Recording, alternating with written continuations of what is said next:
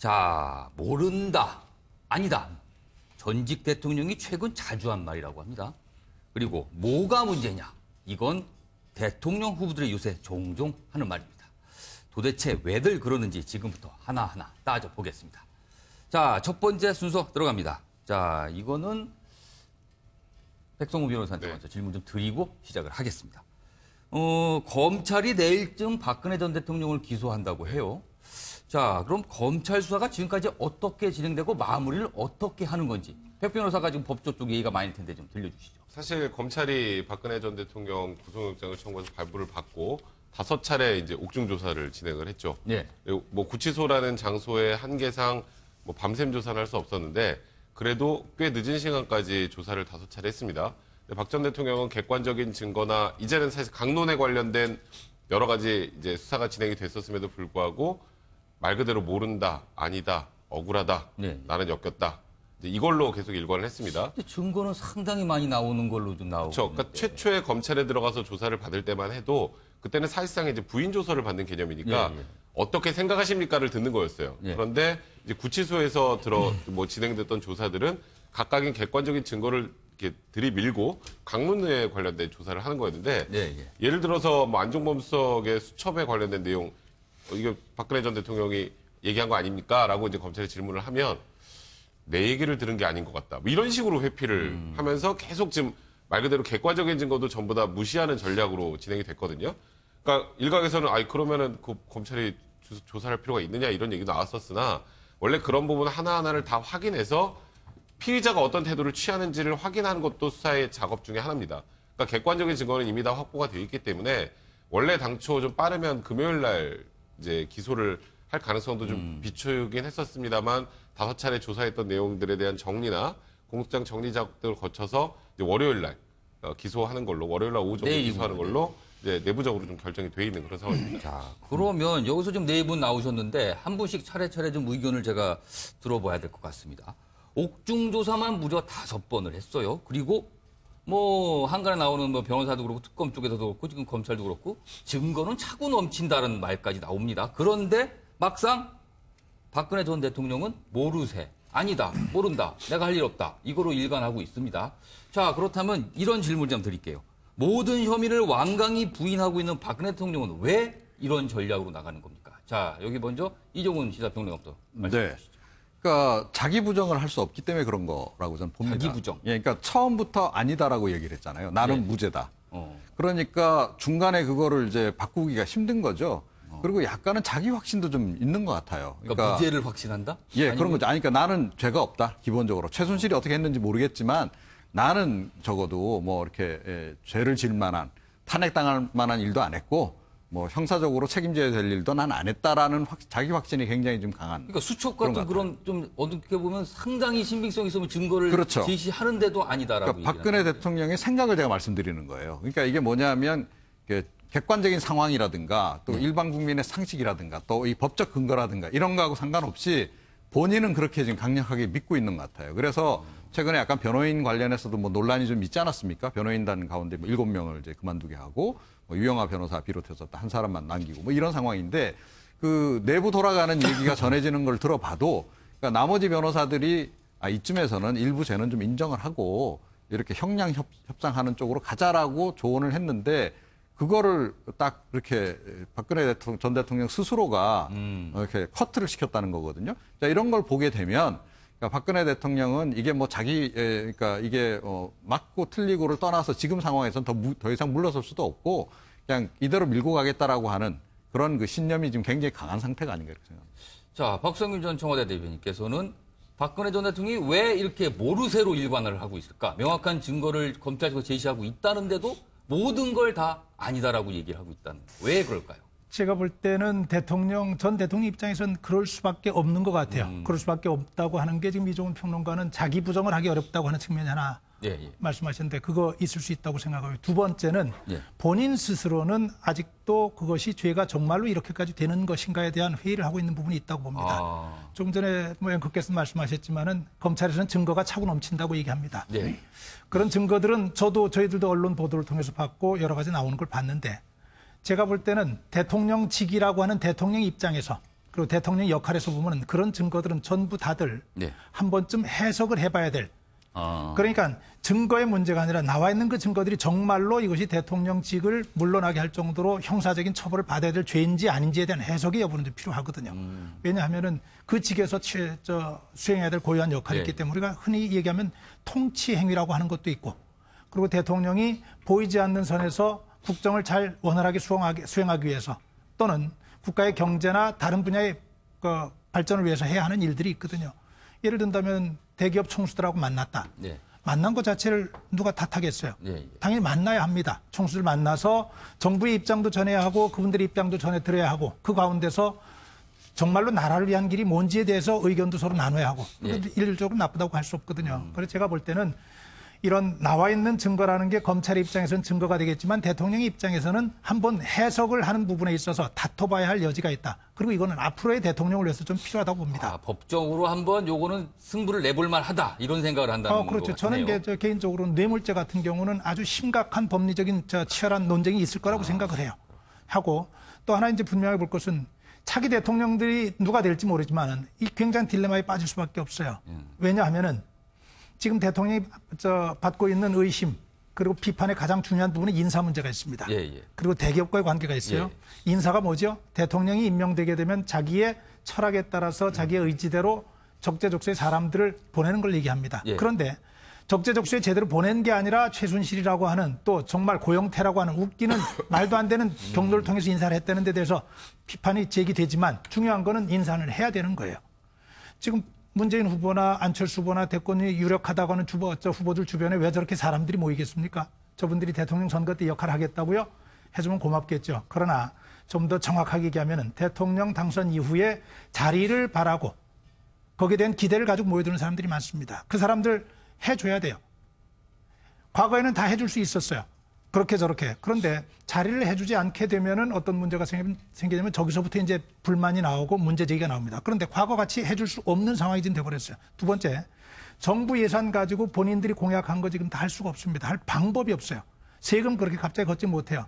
그러면은 어떤 일들을 과거에 정권에서 택했냐면은 그래도 여력이 있는 기업들, 자금의 여력 있는 분들에게 우리 이런 계획이 있는데 이건 좋은 계획이니까 기업들이 좀 손을 좀 힘을 좀 더 해주면 어떻겠습니까? 이런 부분은 정부가 살피기 어려우니까 이거는 좀 기업이 맡아주면은 참 정부로서도 고맙고 국민이 참 고마워할 텐데 좀 부탁합니다. 이런 과정들이 있었는데 죄송한 얘기지만은 새로 등장하는 대통령 앞으로 그러기 어렵습니다. 기업인들 만나는 것 자체가 조심스러울 겁니다. 재판 과정에서 다툼의 여지가 있기 때문에 박근혜 전 대통령이 모르쇠로 일관하고 있다 이런 말씀으로 정리가 될 것 같습니다.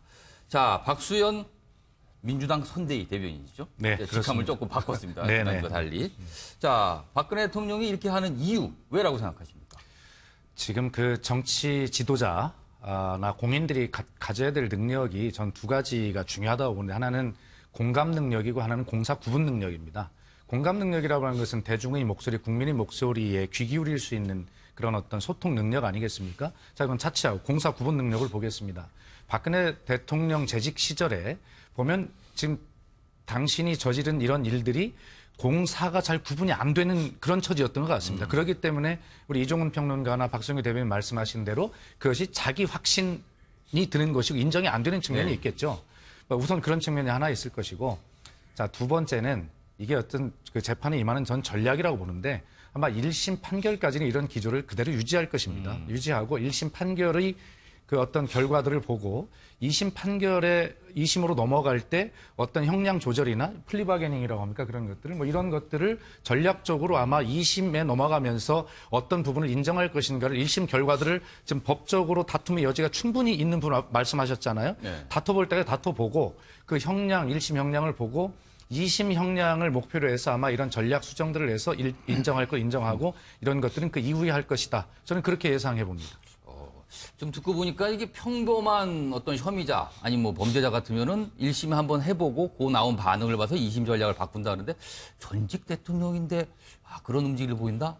이거는 제가 약간 좀 생소하게 듣기는 하는데 아니, 그렇게 분석을 해주시니까. 근데 전직 대통령이라도 예. 한 인간에 불과한 것입니다. 예, 그리고 정말 굉장히 지금 여러 가지 여론전이나 이런 것들 인간적인 면모들을 밖으로 자꾸 흘리는 모습들을 봐서는 예. 사실 아직도 뭐 전직 대통령이라고 하는 그런 신분이지만 어떤 피의자라고 하는 한 개인으로서 형량을 좀 모면하고자 하는 그런 어떤 기본적인 모습도 많이 보이고 있거든요. 지금 예를 들어서 박근혜 전 대통령이 그 독방 앞에서 정말 무슨 울음을 울었다든가 그리고 예를 들어서 뭐 벽지가 지저분해서 도저히 안 되겠다 해서 이렇게 했다든가 이런 것들이 어떻게 흘러나오겠습니까? 뭐 벽지 부분은 확인 안 돼도 하여튼 무슨 공사를 하긴 했다고 합니다, 일단. 네, 뭐 그런 것들. 뭐 더구나 여러 가지 그 밖에서는 알 수 없는 도저히 그 어떤 법무 공무원들에게 교정 공무원들에게 함구령을 내렸음에 불구하고 밖으로 흘러나오는 이야기들을 보면 이런 것들이 여러 가지 그런 인간적인 면모들을 좀 부각시켜서 여러 가지를 유리하게 작용하려고 하는 인간적 측면들이 분명히 있습니다. 그렇기 때문에 전직 대통령이긴 하지만 그런 어쨌든 한 사인으로서의 측면도 분명히 있다. 이렇게 말씀드리죠. 자, 잠깐만요. 저 백 변호사까지 말씀도 듣고 백 변호사는 전 법조인이시니까 법적 관점에서 이유를 좀 한번 설명해 주시죠. 말씀을 드리면 지금 박 전 대통령의 이 대응 방식은 변호사 입장에서 보면 최악입니다. 최악. 변호사 입장에서 법적으로만 보면. 그러니까 박 전 대통령은 지금 법적 다툼은 사실상 포기하고 정치적으로 해결하려고 아직도 생각하시는 것 같아요. 그러니까 이게 아까 말씀하셨던 것처럼 다툼의 여지가 많은 뇌물죄 같은 부분을 제외하고라도 나머지 부분, 객관적인 증거가 너무 명백한 부분 같은 경우는 일정 부분 인정할 건 인정을 하고 그리고 법률 다툼을 할 때도 뇌물죄 같은 경우도 사실관계에서 소위 빼도 박도 못하는 증거들 있잖아요. 사실관계를 인정하고 이거를 법리적으로 어떻게 다툴지를 고민하는 게 저희 같은 사람이 해야 되는 일입니다. 그런데 너무 객관적으로 다 아니야. 난 그런 적 없어. 난 아무것도 안 했어. 이거거든요. 그러면 이거는 법정으로 가게 되면 당연히 객관적인 증거가 있음에도 불구하고 그런 대응 방식을 택하는 건 나중에 판결문을 쓸 때 반성을 하지 않는다. 그래서 양형이 상향됩니다. 대부분. 아까 1심 끝나고 플리바겐 얘기하셨는데 우리나라는 일단 현실적으로 플리바겐이 없습니다. 그러니까 형량을 협상할 수 있는 방법이 없어요. 그리고 1심에서 그랬다가 항소심에서 예를 들어서 말씀하셨던 것처럼 인정할 건 인정하는 태도로 바뀌면 지금 박 전 대통령을 지지하는 소위 그 친박 모임 있잖아요. 태극기 집회나. 그러니까 아직도 박근혜 대통령이 억울하다고 믿는 사람들이 이제 그런 상황이 되면 그런 사람들 다 돌아서게 돼요. 그러면 박 전 대통령 돌아갈 데가 아예 없잖아요. 그래서 박 전 대통령은 대법원까지 끝까지 이 자세를 고수할 것 같고요. 변호인을 내친 것도 마찬가지 이유입니다. 유영하 변호사를 제외하고 다른 변호사들이 자꾸 저같이 법리적으로 접근하려고 하니까 쫓겨난 것 같아요. 제 개인적으로 생각할 때. 그래서 결국은 그런 방향으로 진행을 해서 뭐 아까 말씀하셨던 것처럼 이번 정권 안에서 어떻게든 뭐 사면이 된다가 아니라 사면에 대한 논의는 안 나올 수는 없어요. 이제 거기서 승부를 보려는 게 아닌가 개인적으로 생각합니다. 자, 이종호 평론가가 한번 덧붙일 말씀이 있을 것 같아요. 방점은 동정론 유발에 있는 것 같아요. 그러니까 좀 며칠 전부터 슬슬 지금 나오기 시작하는 게 박근혜 대통령이 원래 위장이 좀 안 좋은데 위장병이 조금 심해져서 요즘 식사도 잘 못 하신다. 라는 얘기가 흘러나오고 있어요. 자, 그리고 기억하실지 모르겠습니다만 처음에 이번에 이제 구속될 당시에 과연 그러니까 앞으로 이 법정 대응과 관련해서 뭘 할 것인가와 관련해서 나왔던 얘기가 재판 과정에 들어가서 보석 신청할 가능성이 굉장히 높다라는 얘기가 있었어요. 기억하실 겁니다. 근데 그 보석 전략으로 가는 것 같아요. 그래서 지금 재판 기소가 되면 곧바로 보석 신청을 해서 건강을 이유로 해서 보석으로 나올 가능성이 굉장히 높다. 자, 그렇게 해서 노리는 게 이제 있는 거죠. 그러니까 정치적으로도 아까 이제 얘기했듯이 친박단체들 사이에서의 동정론 유발, 그와 플러스해서 재판부에도 굉장히 심신이 지금 굉장히 미약해졌다라고 해서 선처를 좀 받으려고 하는 그런 전략으로 지금 가려는 거 아닐까. 저는 나름은 그렇게 추정을 좀 해봅니다. 자, 박성규 전 대변인께서 덧붙이신 말씀이 저도 좀 있으시다고요. 짧게 얘기 드리면은 지금 박근혜 대통령이 하고 있는 저 행위 자체가 부정하고 그리고 완강하게 그 잘못에 대해서 책임지를 거부하는 입장을 잘한다는 얘기 아니에요.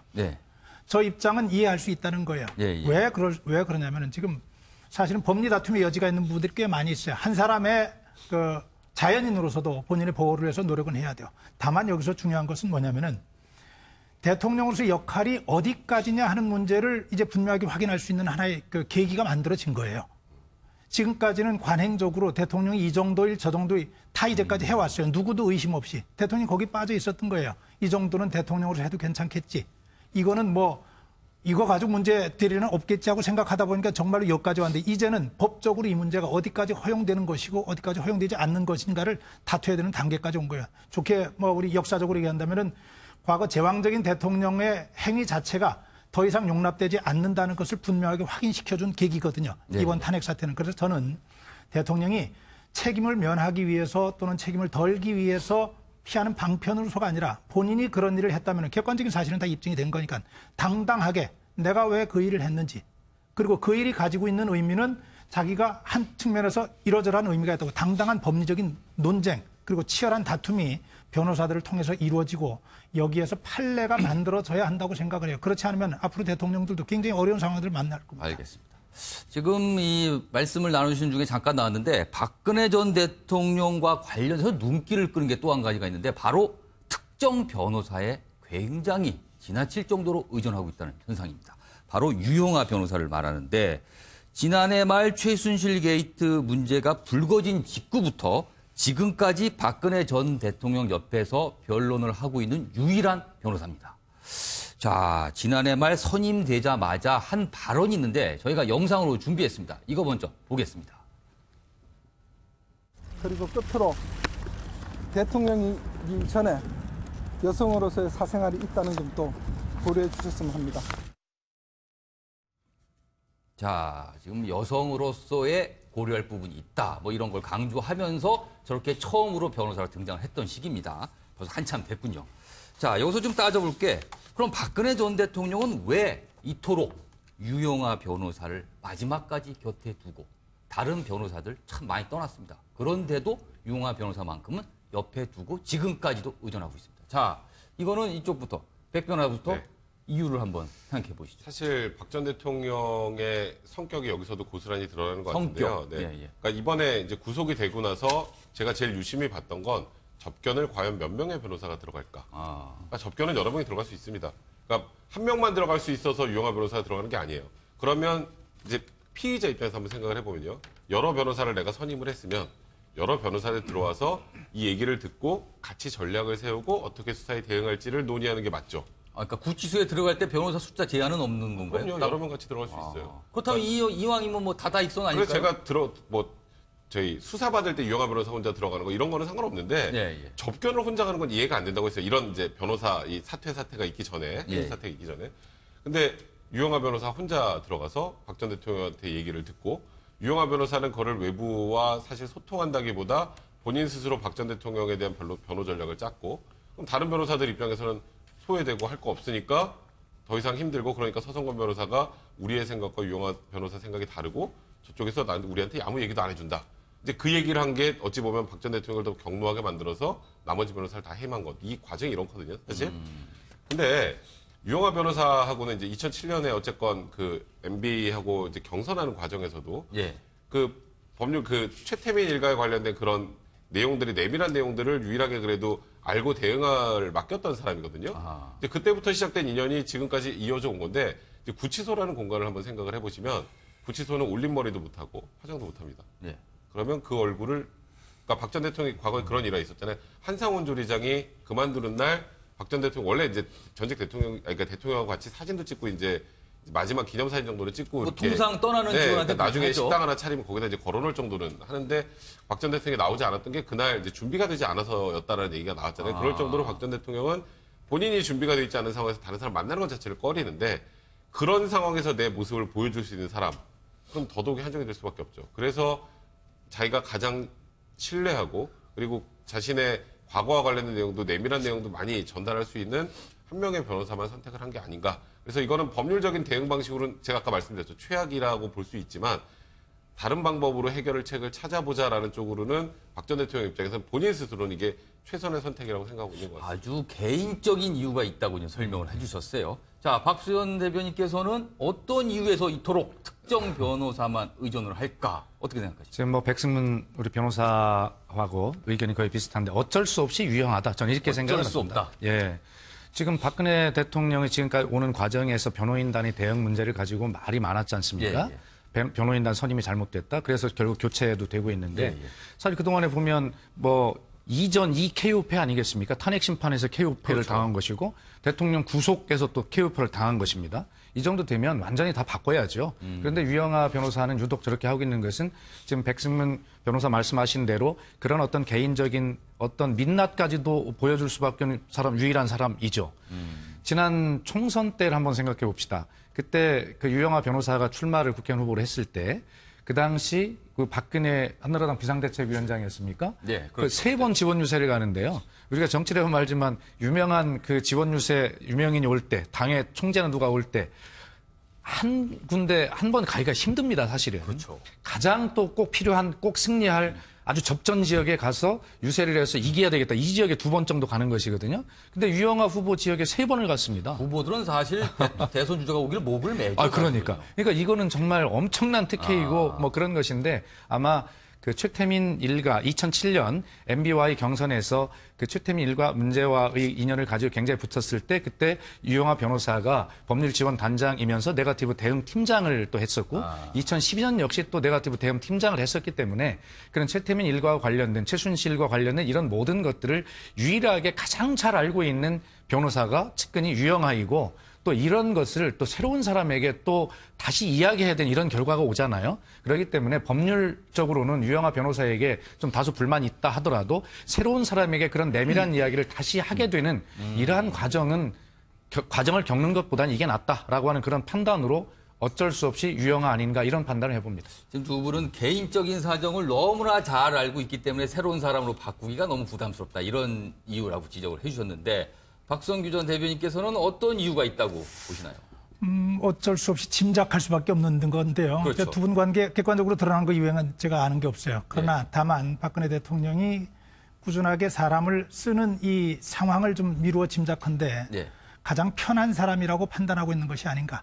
제가 지금까지 보니까 박근혜 대통령이 일 잘하는 사람이 필요했던 것이 아니고 저분 주변에는 본인의 마음까지 읽어서 본인을 편하게 해주는 사람이 필요했어요. 마지막 단계까지 지금 재판을 하고 있단 말이에요. 그렇다면 이거는 가장 효과적으로 법률적 대응을 할 수 있는 변호인의 도움을 받아야 되는 게 상식인데. 아까 제가 얘기한 거하고 어떻게 연결이 될지는 모르겠습니다만 지금의 재판 상황도 박근혜 대통령은 법적으로 본인은 큰 문제가 없다고 보고 있는 상황이라고 보는 것 같아요. 저는 그렇게 인식을 하고 있어요. 이건 정치적인 상황이라고 좀 판단하고 있는 것 같고 거기에 대해서 법적인 대응이 어떻게 되더라도 본인에 대해서 지금 쥐어져 있는 이런 문제는 여론의 문제, 그리고 우리가 지금 뭐 짐작하지만 검찰 수사 과정에서 이런 얘기가 나왔을 것이다, 저런 얘기가 나왔을 것이다. 이것 또한 추측이거든요. 그렇죠. 지금까지 상황에 대해서. 사실은 안에서는 어떤 얘기가 주고받았는지 우리는 누구도 잘 몰라요. 그런 상황에서 본다면 대통령이 이건 법의 문제라기보다는 정치적인 문제라고 보는 측면이 좀 강하다고 저는 그렇게 인식을 해요. 그런 측면에서 보면은 박근혜 대통령의 실패가 지금까지 보면은 사람의 실패였죠. 특히 주변 사람의 실패였고 주변 사람은 대통령이 상황을 제대로 보고 인식하고 판단하도록 돕지를 못하고 대통령이 인식하는 대로 따라가지고 대통령이 불편하지 않도록 이렇게 옆에서 조력하는 조력자 역할만 해왔는데 그것이 지금까지 연결되는 것이 아닌가. 저도 개인적으로 도대체 왜 저렇게 저분만을 신뢰할까 하는 부분에 대한 궁금증이 있습니다. 좀 누가 좀 풀어봐 줬으면 좋겠어요. 이종훈 평론가께서 좀 풀어주시죠. 네. 그러니까 이게 이제 사람을 쓰는 패턴일 수도 있고 박근혜 전 대통령의 인사 스타일일 수도 있고 뭐 그렇다라고 보는데요. 그러니까 박근혜 전 대통령은 최순실을 제외한 나머지 사람들은 그러니까 아무리 가까운 사람들이라도 기본적으로 집사로 인식하는 것 같아요. 집사. 예, 그러니까 내가 하명을 하면 그것을 따라서 그대로 실행하는 사람들로 인식하는 경향이 굉장히 강한 것 같습니다. 그러니까 그게 이제 아마 그 박정희 전 대통령으로부터 좀 상당히 좀 어깨너머로 배운 게 아닌가 이렇게 생각이 돼요. 그게 아주 몸에 밴 거죠. 자, 그래서 그 앞에서 누구도 이게 집사이기 때문에 함부로 이거는 이렇게 가야 됩니다, 저렇게 가야 됩니다라고 이야기를 못하는 그런 상황이었다는 거죠. 그러니까 박근혜 전 대통령 집권 기간 내내 사실은 그렇게 진행이 되어 온 거 우리가 좀 여러 경로를 통해 지금 확인하고 있잖아요. 심지어 뭐 총리 내지 대통령조차도 그러니까 저 장관들조차도 대통령 앞에 가서 함부로 얘기를 못하는 대면도 못하는 이런 그 상황이었다는 거죠.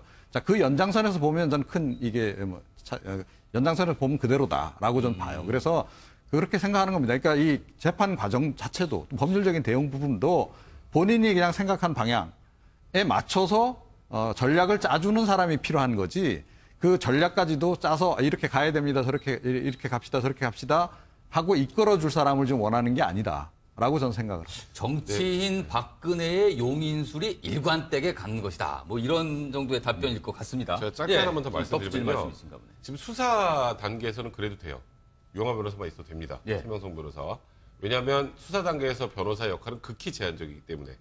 근데 이제 재판으로 넘어가면 달라요. 지금 대략 알려진 걸로만 해도 이 수사 기록만 해도 수만 페이지에 달하는데 예. 지금 최명성 변호사하고 유영하 변호사 둘만 남았죠. 이 둘을 못합니다. 그냥 그건 단언해서 말씀드릴 수 있는데 못해요. 그러니까 이건 훨씬 많은 변호사들이 필요한 일입니다. 일 자체가. 혹시 이게 뭐 조사 한번 받으면 보통 7시간씩 그 조서를 검토한다고 박근혜 전 대통령이 그렇게 한다고 그러는데 본인 스스로가 법률적 공방에 대한 자신이 있어서 그런 것도 아닐까요? 그건 아닌 것 같아요. 박 전 대통령은 그냥 자기 확신을 어느 정도 가지고 있는 부분이 있긴 하지만 법률 대응을 어떻게 해야 되는지 물론 박 전 대통령이 몰라도 지금 상황 돌아가는 걸 조금만 생각해 보시면 알 거예요. 그리고 이제 재판 단계에서는 이 많은 수사 기록들을 놓고 정리해서 의견을 이제 변호사들의 역할이 이제 그다음부터 커지거든요. 의견서도 내고 그리고 이제 검찰과 이제 논리적 법적인 다툼도 해야 되고 재판부도 설득해야 되고 그러려면 이 모든 내용들을 정리해서 제대로 할 수 있어야 되는데 현실적으로 두 명의 변호사 제가 아까 말씀드렸던 것처럼 불가능한데 그래서 뭐 일각에서 이제 재판 단계에 들어가면 다른 변호사를 많이 선임할 것이다라고 얘기가 나오곤 있거든요. 근데 지금 이 구도에서 유영하 변호사만 박 전 대통령이 신뢰하는 구도에서 다른 변호사가 들어가려고 할까요? 변호사가 지금 뭐 돈 문제 얘기도 한번 나오긴 했었는데 돈 문제가 아니에요, 이거는. 그러니까 예를 들어서 뭐 제가 뭐 이런 뭐 지금 변호를 해달라는데 저한테 연락이 왔다. 예를 들어서 그러면 제 롤이 있어야 되잖아요. 제 역할. 지금 내가 들어가서 변론을 할 때 나는 어느 부분을 맡아서 어떻게 정리를 해서 하겠다라는 게 있어야 되는데 지금 유영하 변호사를 제외하고는 만나지도 않는데요. 그러니까 이런 모습을 계속 박 전 대통령이 보여주면 새로운 변호사를 못 구합니다. 그러니까 이제 지금 박 전 대통령이 어떤 생각을 갖고 계신지 아니면 사실상 이 둘로 가겠다는 거는 법정까지 가겠다는 거는 사실상 재판도 포기하는 거나 마찬가지거든요. 그러니까 지금 태도를 이제 지금까지는 뭐 제가 말씀드렸던 것처럼 이 둘로 가능하나 재판으로 가면 안 된다고 했다라는 이 얘기를 재판으로 들어갈 때 어떤 변호사가 추가로 선임되는지를 한번 보면 대략 박 전 대통령의 생각을 알 수 있지 않을까 생각됩니다. 알겠습니다. 자, 뭐 어떻게 될지 대응은 우리가 기다려보면 알겠죠. 과연 뭐 추가적인 변호사가 들어올지 뭐이 상태로 갈지는 좀 더 지켜보겠습니다. 다음 주제로 넘어가겠는데 이분 얘기를 좀 안 할 수가 없습니다. 이쯤 되면 법꾸라지란 별명을 넘어서 우꾸라지란 신조어가 나올 만한데 바로 우병우 전 청와대 민정수석 이야기입니다. 지난 2월 달에 이어서 지난주에도 두 번째로 영장실질심사를 받았는데 구속을 면했습니다. 그 비법이 무엇일까 많은 분들 설랑설레 꽤 되고 있는데 일단 저희가 준비한 영상이 있는데 지난주에 영장실질심사를 받을 때 그 모습 한번 보겠습니다. 피의자 신분으로 두 번째 영장심사 받는 것에 대해 어떻게 생각하십니까? 오늘은 신문 받으러 들어갈게요. 태극기 뒤에 이거 보고받은 적 있으십니까? 자, 저렇게 해서 영장실질심사를 받았는데 구속이 안 됐습니다. 기각됐죠. 그래서 두 번이나 기각된 건데 자, 이 생각을 좀 안 해볼 수가 없는 게 박근혜 전 대통령도 구속됐죠. 원조 법꾸라지 김기춘도 실세 최순실도 그리고 최근엔 제보자 고용태 씨조차도 구속이 됐습니다. 그런데 우병우 전 민정수석은 구속이 안 됐습니다. 아까 제가 설랑설레가 꽤 되고 있는 게 바로 이 구속을 면한 탈출 비법이라고 할까요? 이런 것까지 꽤 얘기인데 자, 이것도 한번 얘기해보죠. 이종훈 평론가부터 무슨 비법이 있을 거라고 생각하십니까? 아니, 일반 국민들은요, 이번에 딱 이걸 보면서 뭐라고 생각했겠습니까? 제가 보기엔 딱 이거예요. 협박이 먹혔네? 협박? 예. 그러니까 우병우 전 민정수석이 검찰 수뇌부를 상당히 협박을 했다. 그게 결국 먹힌 거 아니냐라는 생각을 한다는 거예요. 안 그래도 우병우 라인으로 알려져 있지 않습니까? 검찰총장도 그렇고 서울중앙지검장도 그렇고 지금 이제 그런 상태인데. 본인들은 그런 얘기하면 펄쩍 뛴다고 그러는데. 그렇죠. 그런데 그동안의 보도를 통해서 은근히 흘러나온 그런 그 보도들이 꽤 있잖아요. 그거 보게 되면 우병우 전 민정수석이 감옥 가기 싫다. 그 얘기와 더불어서 검찰 수뇌부에 죽더라도 나 혼자 안 죽는다라는 식의 발언을 꽤 했다라는 그런 것이 전해졌단 말이에요. 이게 그냥 일반인들이 알 수 없는 내용이에요. 이런 내용들은 법조계에서 그런 얘기가 돌아서 사실은 이게 보도를 탔고 그렇게 해서 이제 전해진 그런 내용이랍니다. 여기까지 사실 확인된 거는 무슨 일이 있을 때마다 우병우 전 수석과 검찰 수뇌부가 전화 통화를 꽤 많이 했다는 얘기는 나왔어요. 그거는 이제 이미 확인이 이제 특검 조사 과정에서 확인이 된 내용이고, 그러면 이번에 이제 이 조사 과정에서 그러면 어떻겠느냐라는 건데 이번 조사 과정에서도 꽤나 전화 통화를 많이 했다라는 얘기가 지금 전해지고 있단 말이에요. 법조계를 통해서. 자, 그렇게 이제 얘기가 전해지고 보니 결국은 이 본인의 이제 구속을 막기 위해서 최대한 노력을 한 것 같고, 그러기 위해서 검찰 수뇌부를 비롯해서 여러 경로에다가 요로에다가 전화를 굉장히 많이 한 것 같고, 그 과정에서 그럼 무슨 얘기를 했겠느냐, 얘기는 뻔한 거 아니에요. 어찌됐건 본인은 최대한 구속을 면하고 싶으니까 그럼 뭐 청탁이든 뭐 협박이든 뭐 그런 식의 얘기를 했을 것이고 자 그러면 수단이 없었겠느냐? 당연히 수단은 가지고 있었을 것이다라고 우리가 볼 수밖에 없잖아요. 민정수석을 했다라고 한다면 그러니까 모든 고위공직자들에 대한 개인 신상 정보까지 다 파악을 하는 자리 아닙니까? 예. 특히 뭐 주요한 그런 기관들 검찰청 같은 경우는 말할 것도 없고 이런 쪽에 수뇌부 뭐 경찰 쪽 수뇌부 이런 정보는 아주 실시간으로 뭐 경찰청장이 어디 가서 술 마셔고 무슨 사고가 있었고 이런 것까지 다 정보를 받는다는 거예요. 그런 정보를 다 가지고 있을 가능성이 높다라고 전제하면 결국 그런 것들을 근거로 해서 또는 이제 그 조금 전에 전화 통화 얘기하셨는데 그 전화 통화가 보면 우병우 전 민정수석이 본인이 재직하던 시절에 네. 여러 사건들 관련해서 뭔가 사안이 터질 때마다 검찰 수뇌부들하고 통화를 했다는 거 아니에요? 그러면 그 사안에 대해서 다 이 사람들이 또 관련이 돼 있을 가능성이 높아요. 네. 자 그러니까 이거 왜 나 혼자 다 뒤집어 쓰느냐, 당신들도 책임 있는 거 아니냐라는 식의 얘기를 하면 저쪽이 상당히 심리적인 부담감을 가질 수밖에 없다. 자 그런 것을 활용한 결과가 아니겠느냐라는 것이 지금 일반 국민의 전 생각이다 이렇게 생각합니다. 그러니까 죽어도 나 혼자는 절대 못 죽는다. 네. 뭐 이런 것이 이런 통했다. 얘기가 드네요. 네. 자 박성규 전 대변인께서는 이 비법이 뭐가 있길래라고 생각하십니까? 세상에 어떤 사람이 구속돼서 감옥에 갇히기를 원하겠습니까? 그러나 갇혀야 하는 상황이 있습니다. 네. 본인이 책임을 당당하게 인정하고 본인이 맡았던 역할에 대해서 특히 본인이 중요한 역할을 했던 정권의 대통령이 구속되고 대통령을 가장 가까이에서 중요하게 보좌했던 비서실장이 구속되고 한 상황에서 민정수석이 빠졌다고 하는 것 저는 검찰에서는 뭐 여러 가지 얘기를 합니다만은 우병우 개인의 희망에 검찰에 적극적인 도움 내진 방조가 있었다고 봅니다. 검찰은 부끄러워해야 할 일이죠. 저는 이렇게 정의합니다. 당당한 책임을 주장하기보다도 비겁한 무능을 택했다. 모른다는 얘기하고. 그러니까 검찰이 그렇다는 거죠 지금. 둘이 다 마찬가지입니다. 양쪽이 다 마찬가지입니다. 민정수석이 사전적으로 민정수석의 정의가 뭡니까? 대통령 주변에서 대통령 친인척 관리, 고위 공직자들의 관리, 그들의 행위, 그들의 관계, 그들의 잘못을 감시하고 잘못됐을 때 그걸 바로잡을 수 있도록 마지막 단계에서는 그것을 사법 처리할 수 있도록 하는 것이 민정의 역할이거든요. 예, 예. 그런데 지금 그 중요한 것들을 민정수석은 몰랐다고 얘기하는 겁니다. 그렇게 하면은 전 이런 생각을 해요. 본인이 끝까지 몰랐다고 얘기한다면은 우병우 민정수석은 민정수석의 역할에 대해서 우리하고 다른 생각을 하고 있었구나. 그런 것들을 감시하고 감찰해서 잘못될 가능성을 차단하기보다는 대통령을 불편하게 하는 요소들, 대통령이 불편하게 여길 만한 것들을 미리 알아서 차단하고 대통령의 심기만을 생각했던 네. 그런 것을 민정수석의 역할이라고 생각했던 것 아닌가 이렇게 생각합니다. 검찰이 좀 부끄럽게 얘기해야 된다는 얘기는 바로 이겁니다. 8개월 전쯤입니다. 이 문제가 처음에 제기가 됐을 때 특별수사본부가 설치됐을 때 특별수사본부장이 윤갑근 대구지검장이었습니다. 우병우 수석하고 연수원 동기였어요. 그 수사 결과를 건져내지 못했고 수사 결과 발표도 안 됐습니다. 네. 우병우 수석에 대해서. 네.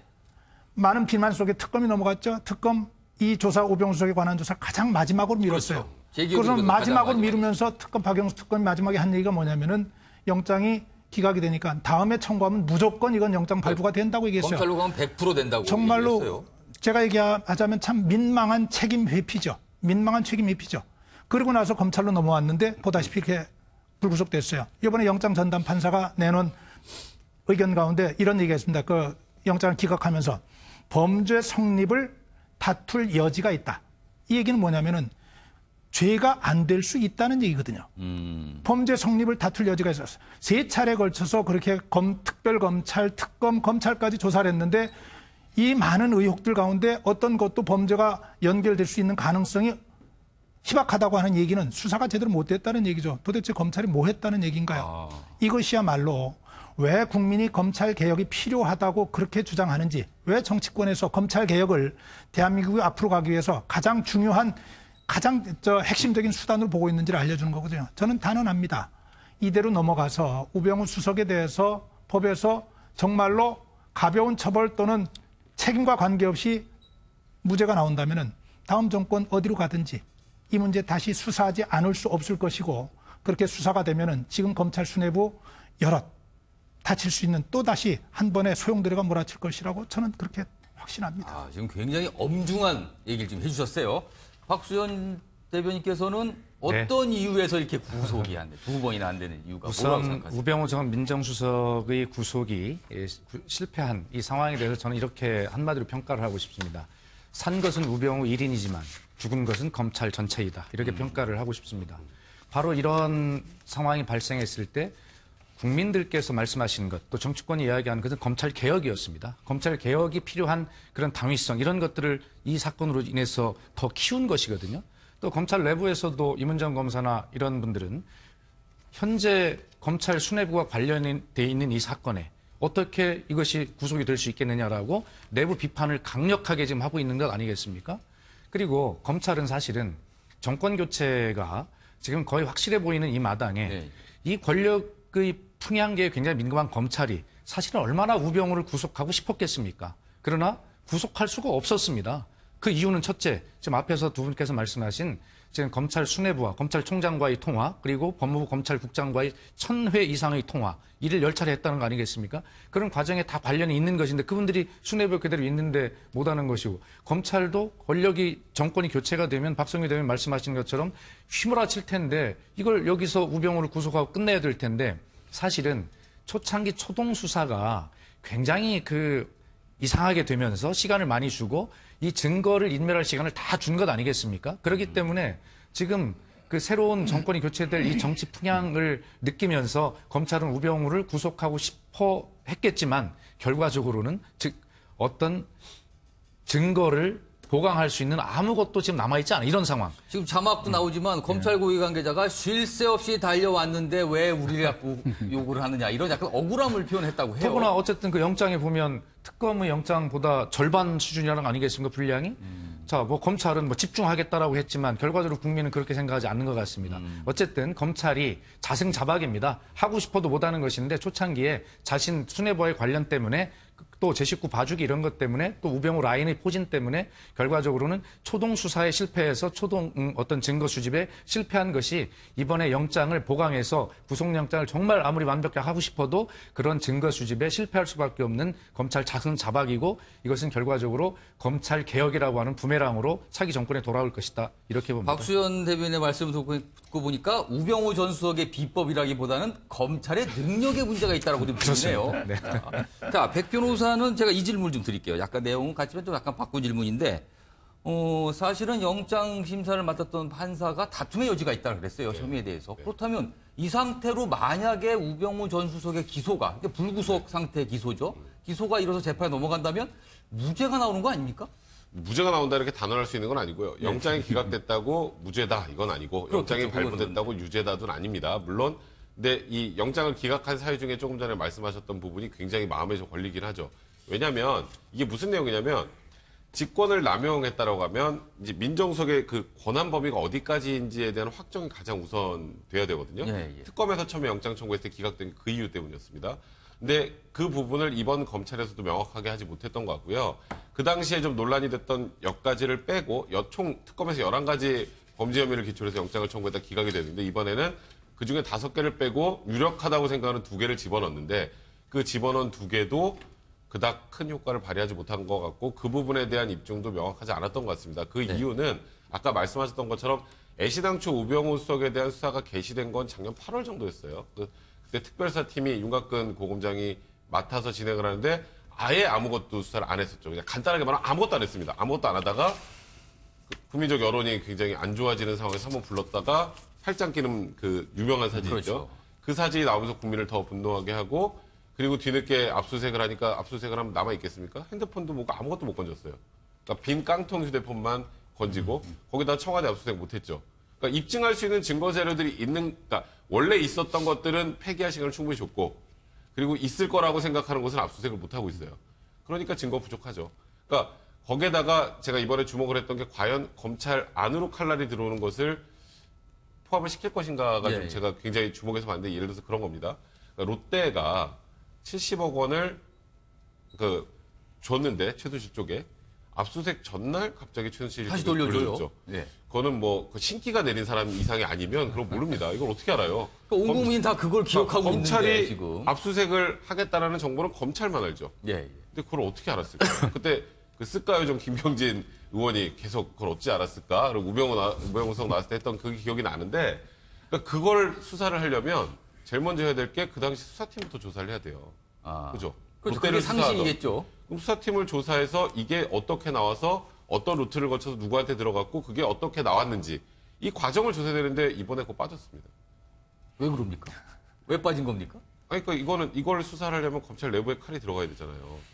그러니까 저도 이번에 좀 그랬던 게, 그러니까 좀 이런 표현을 쓰면 좀 맞을 것 같아요. 우병우석을 어떻게든 구속시키고 싶어 했던 건 맞는 것 같아요. 그런데 우리는 다치기 싫었다.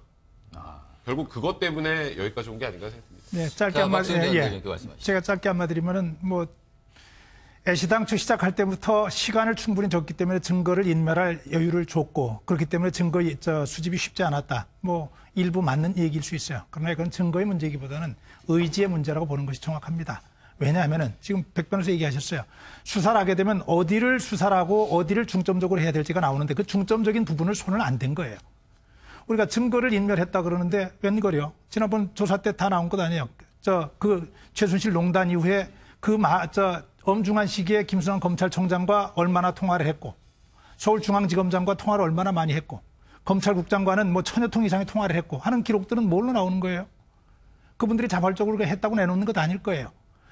증거를 마음을 먹고 수집하자고 하면은 얼마든지 할 수 있는데 그것을 하기 싫어하는 거예요. 안 하는 의지의 문제가 걸려 있기 때문에. 안 한 겁니까? 예. 못 한 겁니까? 조금 전에 아까 박수현 대변인은 검찰의 무능이라고 얘기를 하셨는데 무능을 아까 조금 전에 제가 얘기한 걸로 하자면 비겁한 무능을 택한 거죠. 비겁한 무능을 택해서 지금의 상황을 모면해 보겠다고 하는데 뭐 당장 벌써 얘기는 쑥 들어갔잖아요. 그러나 대한민국의 정치권, 검찰의 문제를 민감하게 지켜보고 있는 국민이 이거 그냥 넘어가지는 않을 거예요. 정권이 바뀌더라도 그 교훈은 분명히 기억을 해야 할 겁니다. 자, 지금 뭐 여러 가지 이제 검찰 얘기하시면서 마지막에 정권이 바뀌면은 뭐가 달라질 거다 이런 얘기인데, 자, 정권이 바뀌는 관련된 부분 얘기 좀 해보겠습니다. 대선 주자 이야기입니다. 자, 시청자 여러분 혹시 이런 말 들어보셨는지 모르겠어요. 안찍박. 자, 들어보신 분도 있고 아닌 분도 있을 텐데 제가 해석을 해드리면 안철수를 찍으면 박지원이 상황이 된다 이런 뜻이랍니다. 홍준표 자유한국당 대선 후보가 한 말인데 국민의당을 제외하고는 모두 옳거니 하고 호응을 했습니다. 자, 안찍박. 이 문제는 박수현 대변인께 먼저 질문을 드릴게요. 예. 이 말 이거 왜 나오는 겁니까? 선거는 구도라고 하지 않습니까? 예. 결과적으로 자기에게 유리한 구도를 만들기 위해서 아전인수격인 해석과 말들 대응책을 많이 내놓는 것 같습니다. 어쨌든 홍준표 후보 입장에서는 지금 보수표가 안철수 후보 쪽으로 가는 것을 막아야 본인이 살지 않겠습니까? 그렇기 때문에 어떤 중도 보수를 놓은 아주 치열한 싸움이다 이렇게 보고 안철수 후보를 직접 공격하기에는 여러 가지 또 한계가 또 있다고 판단을 해서 바로 뒤에 있는 여러 가지 오래된 구태 정치 뭐 이렇게 표현은 어떨지 모르겠습니다만 그렇게 인식이 될 수도 있는 박지원. 지금 쉽게 얘기해서 지금 우리가 비선, 실세 이런 농단으로 국정 위기가 온 것 아니겠습니까? 그것과 평행이론으로 등치시키려고 하는 그런 노력 아니겠어요? 안철수 후보가 대통령이 되면 바로 비선인 박지원 지금의 대표가 그 뒤에서 이런 일들 또 하지 않겠냐. 뭐 이렇게 현 시국을 빗대서 어떤 보수표를 잡기 위한 그런 어떤 경쟁, 치열한 경쟁 이렇게 봐야 될 거고 그런 와중에서 좀 유치한 것 같지만 그런 말들도 신조어도 자꾸 생기는 것 같습니다. 박석규 전 대변인께 질문드립니다. 네네. 이 안찍박이란 말이 사실은 말은 우스꽝스러운데 내용을 보면 의미심장해요. 사실은요. 이게 실체가 있다고 보십니까? 이 내용에 대해서? 내용 실체가 있으면 선거가 끝나야죠. 끝나야 얼마나 찍었는지 볼 수가 있죠. 지금 박수현 대변인 얘기 잘하셨는데 막판에 이제 얼마 남지 않은 상황에서 본인들에게 유리한 구도를 만들기 위해서 또 본인들에게 조금 더 도움이 갈 수 있는 것들을 좀 만들어내기 위한 이런 작업들을 하는데 제가 볼 때는 어느 때보다 정말 현명한 국민의 판단이 좀 필요한 상황이죠. 저 걱정스럽습니다. 뭐가 걱정스럽냐면은 이번 선거가 왜 치러지는 선거예요? 역사상 가장 무능한 대통령, 가장 정말로 대통령답지 않은 대통령, 나라의 질서를 무너뜨린 대통령의 임기를 중간에 차단시키고 진행되는 선거예요. 그만큼 나라의 상황이 중하거든요. 그리고 지도자의 역할과 지도자가 가지고 있는 비전이 정말 중요하다는 걸 이번에 그것 때문에 치러지는 선거인데 그런 지도자의 본질이나 지도자의 능력에 대한 얘기가 아니라 이런 재밌는 신조어라든지 아니면 정말로 유치한 수준의 네거티브라든지 예, 예. 아주 작은 격가지 문제를 가지고 거기 집중하느라고 지도자에 집중할 시간이 없어요. 리더들에 대해서. 예. 조금 이따 뭐 토론의 얘기도 하겠지만은 지금이야말로 대통령 후보가 되려고 하는 사람들 본인들에 대한 어떤 무서운 검증이 필요하고 그분들이 이제까지 보여줬던 대한민국 지도자들이 실패했던 그 부분에서 자유로울 수 있는지 딛고 더 나갈 수 있는지를 봐야 되거든요. 저는 언론도 그런 부분에 좀 집중을 해줘야지 작은 곁가지들에 지금 집중하는 지금의 행태는 조금 좀 고쳐져야 한다고 생각을 합니다. 격까지 말씀하신 저희가 준비한 게 있는데 격까지라고 확 말씀드리니까 제가 약간 주저하게 되는데 그래도 준비한 거라서 해보겠습니다. 자, 이건 백 변호사가 좀 설명을 해줬으면 좋겠는데 지금 신조어 얘기를 저희가 하고 있어요. 새로운 말들. 자, 뭐 문주주의, 안박사 뭐 이런 말도 있다 그러는데 일단 최근에 많이 회자가 되고 있는 신조어는 뭐가 있는지 좀 소개 좀 해주시죠. 문주주의는 이제 문재인 플러스 민주주의. 그러니까 문재인을 빼고 나머지는 다 적폐 세력으로 보는 거죠. 그러니까 문재인만 민주주의다. 그러니까 저는 근데 이거는 문재인 후보에게 별로 도움이 되지 않는 신조어 같아요. 그렇겠죠. 이게 문재인 후보는 워낙 문재인 후보를 열성적으로 지지하는 분들도 많지만 문재인 후보를 반대하는 사람들이 어찌 보면 모여서 둥둥 떠다니는 지지층들이 지금 안철수 후보 위에 이제 떠 있는 상황인 거거든요. 근데 이런 얘기하면 그쪽이 결집할 수 있으니까 이런 분은 좀 없었으면 좋겠고요. 안슬림은 안철수 플러스 무슬림입니다. 안철수 후보 지지자들이 이제 과격함이 탈레반 못지않다고 그래가지고 만들었다는데 이런 얘기는 왜 나왔는지 모르겠지만 이건 반대쪽에 담아도 만들었겠죠. 그다음에 문찍김. 이거는 굉장히 아픕니다. 문재인을 찍으면 김정은과 함께한다. 이거는 그러니까 뭐 이거는 이제 문재인 쪽에서는 굉장히 굉장히 반발이 심한 거고요. 그다음에 안박사. 이건 뭡니까? 안철수를 찍으면 박근혜 대통령이 사면된다. 이건 또 국민의당 쪽에서 거의 굉장히 경기날 만한 일이죠. 그러니까 뭐 많아요. 보면 안찍박은 좀 전에 했으니까 또 홍찍문, 홍준표를 찍으면 문재인 대통령이 된다. 이거는 이제 안찍박에 대응해서 국민의당에서 내놓은 얘기입니다. 굉장히 요즘에 이거 하다가 선거가 끝날 것 같아요. 그러니까 이게 무슨 뭐 병아리들 얘기하는 것 같기도 하고 약간 뭔가 후보가 이게. 앞으로 우리나라를 어떻게 통합하고 이 상처를 치유해서 다음 차기 정권을 꾸려나가겠다는 아무도 어떻게 할지 모르겠어요. 근데 계속 지금 우리 문모닝 안모닝 하면서 아침에 일어나서 문재인 후보 디스하고 아침에 일어나서 안철수 후보 디스하고 이게 이제 남은 선거 기간 동안 다 할 것 같아서 굉장히 슬픈데 이런 신조어 이제 좀 그만 만드시고요. 우리 앞으로 5년 후에 뭐 할지를 그런데 이게 자, 이종훈 평론가 때는 요거 좀 답변 주세요. 이런 신조어 그래 문제가 많습니다. 참 보니까 뭐 터무니없는 것도 있고 막 이런데 그런데 이거를 유권자들께서 들으시면 효과가 좀 있을까요? 그러니까 일단 재밌지 않습니까? 자, 그래서 사실은 이게 계속 또 만들어지는 거기도 하고요. 그러니까 뭐냐 하면 저는 이거 꼭 부정적으로 생각하지는 않습니다. 그러니까 이런 식으로 어떻게 보면 정치를 소비를 하는 거죠. 국민들이 정치를 이제 소비를 하는 건데 그리고 이제 물론 이제 이게 약간 변형된 프레임 전쟁이기도 해요. 그러니까 과거같이 너무 엄숙한 그런 프레임 전쟁보다는 그러니까 변형시켜서 좀 쉽게 친근하게 국민들이 알아듣기 편하게 이렇게 가공을 해서 내고는 이제 이런 식인 거죠. 완전히 이제 사자성어도 아니고 이제 삼자성어 이제 전성시대입니다. 그래서 제가 보기엔 이거 아마 계속 될 것 같아요. 이번 그 선거 내내 계속 될 것 같은데, 근데 이게 문제는 너무 넘쳐나서 그러니까 학습하는데 시간이 너무 많이 걸려요. 뭐가 뭔지 그러니까 새로운 단어 나오면 이게 뭐지? 공부를 또 해야 된단 말이에요. 이러다 보니까 제가 보기에는 이게 생각만큼 효과는 없을 것이다. 이제 이렇게 이제 보는데요. 그래도 역시 이제 국민들이 제가 보기엔 그래도 이런 것이 난무하는 속에서도 본인의 주관을 갖고 저는 이제 선택을 할 거다. 그러니까 너무 이렇게 걱정 안 하셔도 된다. 이렇게 저는 생각을 합니다. 자, 지금 신조어가 참 너무 어떻게 보면 수준이 낮아갖고 이게 다 걱정이다 말씀하는데 저희 뉴스와이드 2부에서는 신조어를 다룰 때 조금 수준 높게 다뤄보겠습니다. 여러분이 나와주신 네 분 패널 분들이 생각하시는 대선 판도를 신조어로 한번 설명해 주시죠.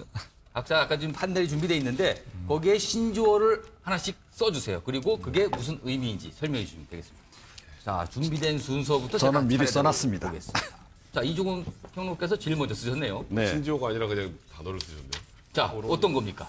그냥 뭐 달리 쓸 말이 없어서는 그냥 이렇게 토론혁명이라고 적어놨습니다. 해석을 해주시죠. 그러니까 이번 대선에서 생각보다 이 TV 토론이 굉장히 영향을 많이 미칠 것 같다. 는 말씀을 드리는 겁니다. 그러니까 조금 전에 이제 우리가 신조어 얘기를 많이 했는데 그런 신조어 가지고 이게 판세가 아마 좌우되고 프레임 전쟁 가지고 뭐 좌우되고 그거보다는 이번 대선 같은 경우에는 좀 상당히 이례적이라고도 볼 수 있는데 의외로 토론이 영향을 많이 미칠 것이다. 그러니까 이제까지 TV 토론 같은 경우에는 이 대선에서 별로 그렇게 영향을 못 미쳤다 이런 얘기를 많이 하지 않습니까? 네. 그런데 이제 이번에 이제 최근에 TV 토론에 본격 들어가기 전에 한 매체가 이제 여론조사한 결과가 나오기도 했습니다만 한 8% 정도가 토론 결과에 따라서 이제 그 표심이 좌우될 수 있다라고 이제 분석이 나오기도 했는데 제가 보기에는 그거 곱하기 2 이상은 되지 않을까. 그렇게 생각을 해요. 그래서 적어도 한 20% 정도가 움직일 가능성이 굉장히 높아졌다. 특히 첫 번째 TV 토론에서 의외로 그 약체 후보들이 선전하는 모습을 이제 그 연출을 하면서 이것이 그러니까 꽤나 이제 그 TV 토론에 대한 국민들의 어떤 관심도를 높였다. 그래서 아마 열심히들 보실 것 같고요. 그리고 지난 대선 때 정말 TV 토론 보고 좀 잘 골랐어야 되는데 이런 그 후회도 또 굉장히 많아요, 국민들이. 그래서 시청률도 꽤 높아질 것 같고요. 의외로 이게 일종의 그 촛불혁명에 이어서 토론혁명으로 이어질 가능성이 좀 있지 않나 저는 그렇게 관측을 합니다. 토론의 중요성이 이번 대선 판도를 좌우할 것이다. 이렇게 말씀하신 거고요. 그다음에 박성규 전 대변인께서는 여러 개를 쓰셨네요. 예, 여러 개 썼어요. 소개 좀 해주시죠. 아까 조금 전에 신조어 얘기 나왔는데 신조어 자체가 문제라고 하는 것이 아니라 거기에 집중하는 현상이 문제라는 거예요. 특히 언론에서. 언론에서 너무 그쪽만 얘기하다 보니까 다른 쪽에 대한 시각을 가려버려요. 저는 이제 신조어라고 했는데 제가 그냥 만들어봤어요. 윤회뚝 뭐냐? 뭡니까 이거? 유치한 네거티브 이제 그만 뚝 그쳤으면 좋겠다예요. 좋겠다. 정말로 국민의 입장에서 제가 국민의 입장, 제가 패널의 입장이 아니고 유권자 한 사람의 입장에서 좀 써본 거예요. 유치한 네거티브 이제 그만 좀 했으면 좋겠다. 다루겠지만 두 번째로 교묘한 편들기 또 그만뒀으면 좋겠다. 언론에서요. 제가 따로 얘기를 안 하겠습니다. 안 하는데 저도 이렇게 패널로 나와보기도 하고 관찰도 하지만 정말로 노골적으로 특정 후보의 편을 드는 경향 요즘에 아주 너무 심해졌어요. 차라리 드러내놓고 했으면 좋겠어요. 드러내놓고 했으면 좋겠는데 아닌 것처럼 하면서 근데 그것이 결론입니다. 제 밑에가 결대 현민. 그렇지만 결국은 대통령은 현명한 국민이 만들어낼 거다. 그렇게 했습니다. 지금 보편뚝 말씀하시니까 저희 참고로 뉴스와이드 2부는 아주 중립을 지키고 있습니다. 다시 한번 강조 드립니다. 자, 박수현 대변인께서는 어떤 단어를 선택해 주셨나요?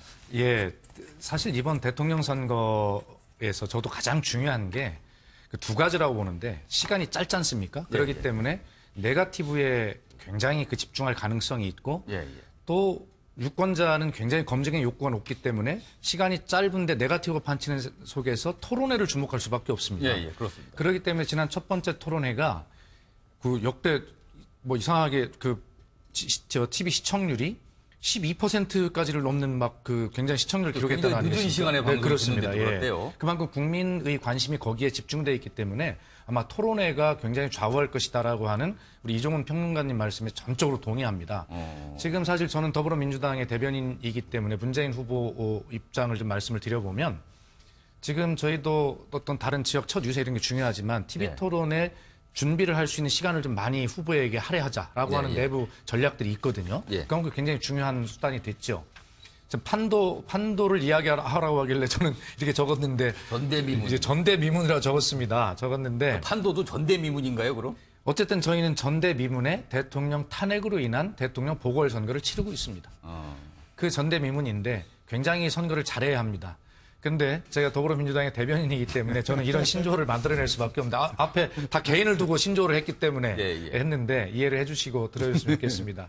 전대미문의 이 선거 정말 전국 대세 미더운 문재인 이렇게 그렇게 저는 정해봤습니다. 사심이 확 묻어나는데요. 그런데 아니 앞에 우리가 안찍박 홍찍박 하다가 갑자기 판도를 그런 식으로 적으라고 해놓고 앞에 두 대변인님께서 그렇게 적으시면 제가 진영에 속해 있으니까 아마 그렇게 말씀하신 것 같습니다. 그래서 이미 밝히고 저는 말씀을 드렸는데 어쨌든 뭐 이게 아니라도 이번 선거는 가장 국민이 불안해하시고 그 위기 대한민국 구해낼 수 있는 그러한 후보들을 토론회를 통해서 잘 검증하시고 그렇게 현명한 국민이 그걸 판단하실 것이다라고 그렇게 믿습니다. 근데 굉장히 수준 있는 표현이죠. 그렇습니다. 감사합니다. 자, 백성훈 변호사는 어떤 신조를 적어주셨어요? 저는 진지변통이라고 썼는데요. 진지변통. 네, 그러니까 저는 이번 선거에 지금 뭐 부정적인 면, 긍정적인 면 여러 가지 있지만 좀 긍정적인 면을 하나 좀 말씀드리려고 하는데 이번 선거만큼 진영 논리가 먹히지 않는 선거는 없는 것 같아요. 일단 그 진은 진영입니다. 그러니까 보수, 진보, 우파, 좌파. 홍준표 후보가 그런 얘기했잖아요. 내가 열심히 문재인 후보를 디스를 했더니 그 표가 엉뚱하게 나한테 와야 되는데 안철수한테 가더라. 그런 얘기를 했던 게 이게 그 단적으로 보여주는 것 같아요. 그러니까 여기는 보수와 진보 색깔론을 통해서 한쪽으로 쏠림 현상이 생기는 표가 아니다. 이제 그게 어찌 보면 보수의 몰락 때문이라 보수층에서 보면 굉장히 좀 씁쓸한 내용이긴 하겠습니다. 그러니까 후보 진영은 굉장히 유치한 신조를 만드는데 국민들은 그런 거 구애받지 않고 진영하고 굉장히 상관없습니다. 그리고 성숙하게 가고 있다는 뜻이네요. 지역주의도 많이 사라졌어요. 지금 지지율을 이렇게 전국 지지율을 쭉 보면 호남에서도 어쨌건 문재인 후보하고 안철수 후보가 비슷비슷하게 나오고 뭐 어느 쪽이 좀 더 나오곤 하겠지만 뭐 TK에서도 안철수 후보가 좀 많이 나오지만 홍준표 후보는 안 나오고 유승민 후보도 잘 안 나오잖아요. 과거 대선에 비하면 굉장히 고르게 그렇죠. 분포가 고르게 돼 나오죠. 있죠. 그러니까 전국적으로 다 고르게 돼 있습니다. 수도권, 뭐 그다음에 서울, 그다음에 또 부산 다 부산 뭐 PK에서는 아직 뭐 문재인 후보가 더 높지만 그거는 서로 경쟁할 수 있는 그 지지율이 나온단 말이에요. 옛날처럼 뭐 한쪽에 80% 90% 이런 게 안 나와요. 그러니까 진영도 없고 지역구도도 없고 그런 선거가 돼서 일단 저는 그런 쪽의 긍정적인 측면을 보고 싶고 그다음에 이제 결국 대통령을 뽑을 때 우린 어떤 사람을 뽑아야 될 것인가. 제일 중요한 게 이 전 정권에서 생겨서 이 불행한 사태로 지금 말씀하셨던 것처럼 대통령 보궐선거를 치르고 있기 때문에 가장 중요한 건 어떻게 우리나라를 변화시킬 것인가. 그러니까 그 변화시키는 거에 대한 본인의 정확한 비전을 좀 제시를 해주는 후보가 되야 된다고 생각을 하고 마지막으로는 또 어쨌건 우리나라 굉장히 많이 이번에 대통령 탄핵 사태를 거치면서 국민들 상처를 많이 받으셨고 그리고 많이 또 이렇게 여러모로 좀 찢어졌었잖아요. 이제 다들 통합을 얘기합니다만 진짜 제대로 통합을 이룰 사람이 누구인지 그래서 진영도 없고 지역구도도 타파된 상황에서 변화를 주고 통합할 수 있는 후보를 찾자. 그래서 저는 진지변도를. 마치 어떤 대선 후보의 출사표 내용을 듣는 것 같은 느낌도 확 드는데 아무튼 제가 신조어를 대선 구도를 대선판을 설명할 수 있는 신조어를 네 분께 부탁드렸는데 다 재미있으면서도 의미심장한 내용들이 담겼습니다. 자, 이 대선 유권자분들이 아마 이거 참고해 줬으면 괜찮을 것 같습니다. 자, 지금 중간에 말이 나오는 중에 대선 TV 토론 얘기가 나왔거든요. 이 주제도 한번 넘어가 보겠습니다. 역시 대선 선거운동이 내일부터 본격되지만 하이라이트는 TV 토론이 아닐까 싶습니다. 특히 어제 주말 동안 이 스탠딩 토론을 가지고 굉장히 말이 많았습니다. 일단 이 관련된 내용들이 꽤 많은 분들이 얘기를 하셨는데 준비된 영상부터 한번 보고 다시 오겠습니다. 미국의 힐러리도 멀쩡하게 서서 토론 잘하던데 왜 스탠딩 토론 거부하는지 저는 잘 모르겠습니다. 2시간 버틸 체력도 없다니 전쟁 나면 제일 먼저 총 들고 싸운다던 문 후보는 총을 들 힘은 있습니까? 스탠딩 토론의 취지를 살리기가 어렵다는 현실적인 얘기를 한 겁니다.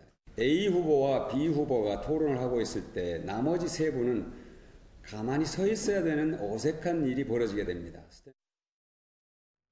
자, 우선 백 변호사가 이게 어찌된 논란인지 간단하게 좀 설명해 주시죠. 네, 이제 19일 날 또 이제 대선 토론, 대선 후보 토론회가 2차 토론회가 이제 스탠딩 방식으로 진행이 된다라고 이제 알려져 있었는데 이제 벼랑간 이제 어제 얘기가 나왔던 건 문재인 후보 측 이제 민주당에서는 스탠딩으로 하는 과정에서 뭐 체력적으로 좀 힘이 드니 이 경우 뭐 굳이 이걸 스탠딩으로 할 필요가 있겠냐. 그리고 현재 토론회 진행 방식 자체가 완벽한 의미의 스탠딩 토론을 하기 힘들다. 아까 조금 전에 대변인이 얘기했던 것처럼 둘이 얘기하고 있으면 세 명이 멀뚱히 서 있어야 되는 그런 상황이 되니까 뭐 앉아있을 의자를 두고 뭐 좀 앉으면 어떠느냐라는 얘기가 시작이 됐는데 이제 그 얘기를 들은 이제 국민의당과 나머지 뭐 자유한국당도 그렇고 바른정당도 마찬가지로 이제 문재인 후보가 체력 2시간을 서 있을 체력도 안 되느냐. 그래가지고 아까 말했던 것처럼 뭐 전쟁 나면 제일 먼저 총을 들고 나간다고 했는데 총 들 힘은 있느냐. 근데 문재인 후보의 체력을 공격하고 나오는 상황이 돼서 그러니까 저는 그냥 사실 문재인 후보 측에서 깔끔하게 그냥 뭐 좀 불편하더라도 2시간 동안 스탠딩으로 진행하겠다라고 그냥 하면 끝날 것 같은데 이걸 또 굳이 그렇게까지 할 이유가 있는지 그래서 그러다 보니까 이게 스탠딩 토론 방식 국민들이 굉장히 지금 기대하고 있는 방식 중에 하나입니다. 이게 마치 지금 스탠딩 토론 방식에서 문재인 후보의 건강 문제로 넘어온 것 같은 결국 스탠딩 토론을 하기로는 결론을 냈는데 과정이 참 시끄럽게 과정이 시끄럽고 결국은 문재인 후보의 건강 문제로 지금 넘어온 자, 이 주제를 저희가 이렇게 한번 질문을 드려볼게요. 여기 네 분께. 이 스탠딩 토론 논란을 보시면서 이게 문제 삼을 만한 일인가 아니면 과도한 공세인가 어떻게 생각하는지 한 분 한 분씩 말씀을 좀 해주시죠. 근데 이번에 사실은요, 그러니까 문재인 후보 쪽에서 이제 대리인으로 나가신 그 실무자께서 조금 잘못했다라고 저는 생각을 해요. 그러니까 전반적으로 수용을 하면서 그 방식에 대해서 약간 이제 이 얘기를 좀 기술적으로 잘했어야 되는데 이게 좀 그 과정에서 설명이 좀 미흡하다 보니 전 발생한 약간의 해프닝이다라고 봅니다. 그러니까 문재인 후보 관련해 가지고는 사실은 뭐 그동안에 약간 뭐 침해설도 일각에서 불거지기도 했고 이번에도 또 뭐 이재용 부회장을 뭐 이재명 시장으로 부르고 뭐 하여튼 유승민 후보를 유시민이라고 부르고 이래서 이제 또 논란이 지금 더 가열되고 있는 상황이거든요. 그런 상황에서 어제 이제 그런 소식까지 전해지니까 이게 곧바로 이제 문재인 후보의 이제 건강론으로까지 이제 번져버린 겁니다. 그래서 그런 아주 좀 디테일한 부분까지 좀 캠프에서 전략적으로 좀 이걸 잘 수기를 해서 좀 이렇게 접근했어야 되는 게 아닌가 이렇게 저는 생각을 합니다. 자, 어찌됐건 뭐 문재인 후보가 받아들였어요. 아, 이거 못할 이유가 없다. 뭐, 이제 실무적으로 약간의 뭐 그런 이제 오류가 있었던 모양인데 뭐 그냥 정상적으로 원래 했던 대로 하자라고 이제 이야기를 해서 이게 이제 수습 국면으로 좀 들어가고 있는 국면이긴 한데요. 근데 사실은 지금 토론 방식에 지금 전혀 문제가 없는 건 아니에요. 그러니까 아까 이제 좀 전에 나왔다시피 그러니까 두 사람이 막 토론하는데 나머지 사람들 다 그냥 멀뚱히 서 있는 거 이것도 사실은 약간 좀 이상하긴 해요. 그래서 미국도 그 양자 스탠딩 TV 토론하는 과정에도 약간 걸터 앉을 수 있는 의자는 이제 배치를 하지 않습니까? 그러니까 그렇게 해서 좀 자연스럽게 뭐 본인한테 질문이 안 올 경우에 잠깐 뭐 앉았다가 걸터 앉았다가 또 뭐 본인 순서가 오면 이야기를 하고 그게 그래서 뭐 사실은 이제 미국 그 TV 토론 우리가 봐서 알지만 막 앞으로 막 그 TV 앞으로 막 그 카메라 앞으로 막 이렇게 흥분하면 막 나와갖고 막 설명하고 막 이런 경우도 있잖아요. 자, 그런 모습들이 좀 나와주면 좋겠다. 국민들도 그걸 사실은 기대하는 거고 그래서 그 의자 배치하고 정상적으로 하면 뭐 큰 문제 없다라고 저는 생각합니다. 박수현 전담님께 이 질문을 드릴게요. 사실 문재인 후보를 둘러싼 문제였거든요, 이게. 그런데 사실 이 경선 과정에서부터 문재인 후보가 좀 토론에 소극적인 게 아니냐라는 지적을 계속 받았거든요. 혹시 이 연장성산에서 이 토론 논란이 자꾸만 불거지는 게 아닌가라는 생각도 드는데 어떻게 보세요? 뭐 제가 보기에는 그런 것 같지는 않아요. 왜 그런 것 같지 않다고 얘기를 하냐면 첫 번째 지난번 토론 때 보니까 문재인 후보가 굉장히 준비를 많이 했어요. 굉장히 유연성도 생겼고 여유도 생겼고 그 문제는 아니라고 보고 조금 전에 질문하신 이게 과연 이렇게까지 얘기가 될 만한 얘기인가? 여기까지 될 만한 얘기 아니죠. 제가 조금 전에 얘기했죠. 유치한 네거티브라고. 그걸 가지고 건강 문제를 삼는 사람들도 제가 볼 땐 참 답답한 사람이에요. 저럴 때 보면 정치인들 정말 안 됐어요. 본인은 정말 저렇게 생각을 하나? 본인 생각하고 있는 걸 얘기하는 건지 상대방을 그냥 흠집내기 위해서 하는 얘기인지. 또 하나. 그렇다고 문재인 후보 쪽에서 그러면 나머지 사람들은 멀뚱멀뚱 가만히 뭐 서 있으라는 얘기냐. 아니, 앉아서 할 때는 남들이 얘기할 때 가만히 있지 않나요? 뭐 하고 있나요?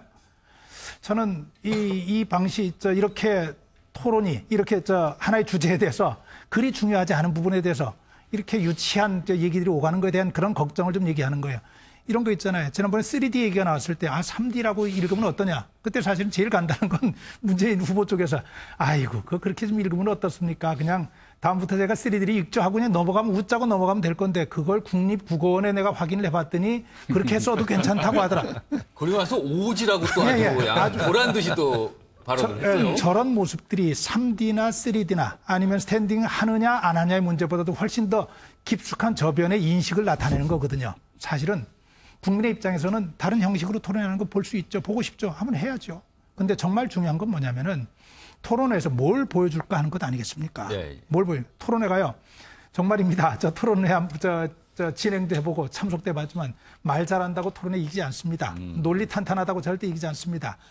토론회를 통해서 보여지는 그 사람의 표정, 말짓, 그리고 사소한 그 작은 행동 하나하나가 보는 사람들한테 다 영향을 미치거든요. 오늘 재밌는 기사를 하나 봤어요.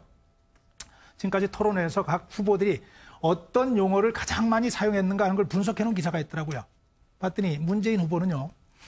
11번의 토론회에서 정권 교체라는 얘기를 98번 썼대요. 98번. 굉장히 많이 썼네요. 두 번째로 적폐청산이라는 얘기를 47번을 사용한 겁니다. 본인도 모르게 이런 용어들을 통해서 본인의 인식이 나오는 거예요. 안철수 후보는 4차 산업혁명이라는 얘기를 가장 많이 한 걸로 나와요. 그리고 과학기술과 협치라는 얘기를 그 다음 한 거 나오고 재밌는 거는 홍준표 후보는요. 재정신청이라는 얘기를 제일 많이 했고 놀랍게도 유시민 후보는 가장 많이 유승민 후보는 가장 많이 한 얘기가 자유한국당이라는 용어를 합니다. 남이당 이름을 이렇게 많이 썼군요. 이게 무슨 얘기냐면은 본인들은 아니라고 얘기하지만 부지불식간에 사용하는 용어나 이 단어를 통해 가지고 본인이 뭘 생각하고 있는지가 그대로 드러나는 거거든요. 그러니까 형식에 얽매일 것 아니고 형식은 사실은 국민 서비스 차원에서 그냥 가지면 돼요. 그런데요 이번에 너무 민감하게 갈 거 없어요. 이번에 문재인 후보 굉장히 부담되겠어요. 그러니까 건강 문제 이렇게 불거졌으니 앉고 싶어도 이렇게 못 앉는 상황이 벌어지지 않을까. 그럴 수도 있겠네요. 이거는 제가 좀 이 논란에 말씀을 대해서는 드려야 좀 박수현 대변께서 예. 최종 해명을 해주시죠. 감사합니다. 해명이 아니고 지금 다 세 분 해주신 말씀에 대해서 더불어민주당의 문재인 후보가 다 잘 드려야 될 말씀이라고 생각을 하고요. 이 문제는 사실은 문재인 후보를 위해서 얘기됐던 것이 아니라 지금 나오듯이 국민이 지금 원하는 것은 각본 없는 설전, 정말 이런 어떤 높은 수준의 토론회를 좀 원하지 않습니까? 네. 그런 걸 위해서 이제 하는데 완전 자유 토론을 했으면 좋겠다 이런 요구가 있었잖아요.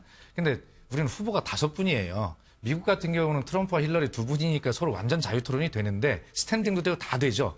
근데 5명이 와서 완전 자유 토론이 안 됩니다. 이것이. 그렇기 때문에 어차피 칸막이가 쳐진 칸막이 토론을 할 수밖에 없어요. 두 후보가 대화를 막 하고 있다 보면 한 후보가 100분 정도를 토론한다 보면 20분 정도 이야기를 하게 되는데 나머지 시간은 그냥 서 있어야 되거든요. 그러니까 좀 어색해 보이죠.